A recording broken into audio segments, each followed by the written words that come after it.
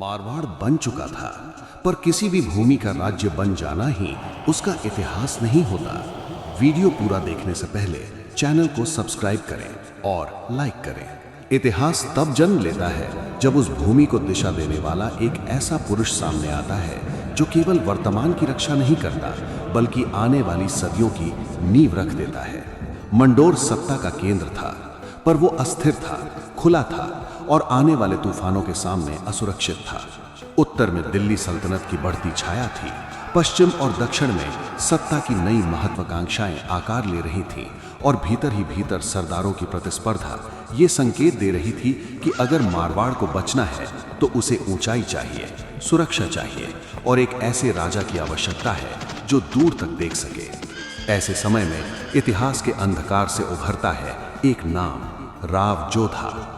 ये केवल एक राजा का नाम नहीं था, ये एक निर्णय था, एक साहस था और एक ऐसा संकल्प था जिसने मरुभूमि को पत्थर की शक्ति दी। राव जोधा ने बचपन से ही रेत की कठोरता देखी थी। उन्होंने सीखा था कि जहां पानी नहीं होता वहां हिम्मत ही जीवन बनती है। उनके लिए शासन सिंहासन नहीं था बल्कि जिम्मेदारी थी।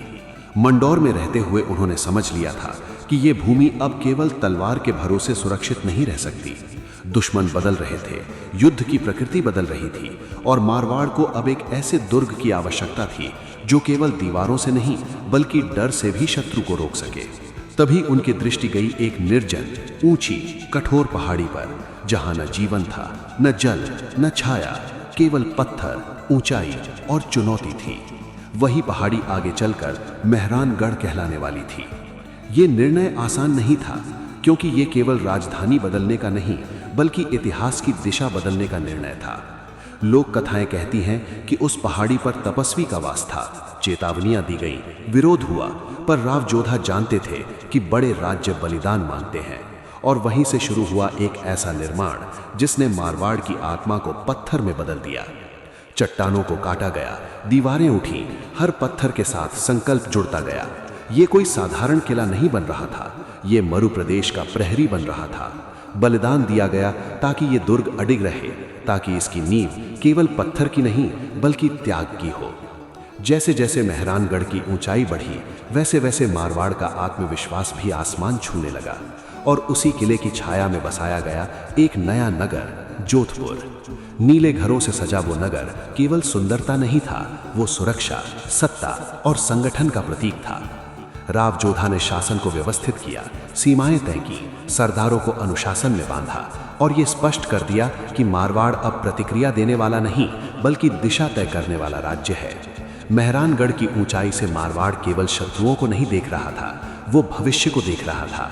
व्यापार मार्ग सुरक्षित हुए, जनता को स्थिरता मिली और पहली बार मरुभूमि ने यह महसूस किया कि उसकी सत्ता अडिग है। राव जोधा ने यह सिद्ध कर दिया कि जो राज्य हौसलों पर टिका हो, जिसे उसकी भूमि, उसके लोग और उसका नेतृत्व एक साथ थामे हों, उसे कोई आंधी मिटा नहीं सकती। और यहीं से मारवाड़ का इतिहास केवल युद्धों की कहानी नहीं रहा बल्कि संकल्प, नीति और अडिग इच्छा शक्ति की गाथा बन गया।